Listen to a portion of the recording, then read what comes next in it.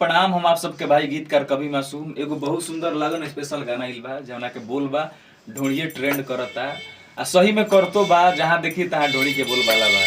जे तरीका से रउरा हर एक गाना के दुलार प्यार दिहिला, आज की रात शुरुआत ढोड़ी से कीजिए। बहुत सारा प्यार दुलार मिलल, वही एगो गाना के रउरा सबके प्यार देवे के बा। गाना के सुनी, गौले बने कनीश कमल, म्यूजिक उत्सव गांधी जी, लिखले बानी हम आप सबके भाई कवि मासूम। तो गाना के सुनी, अब बताई कैसन बा गाना।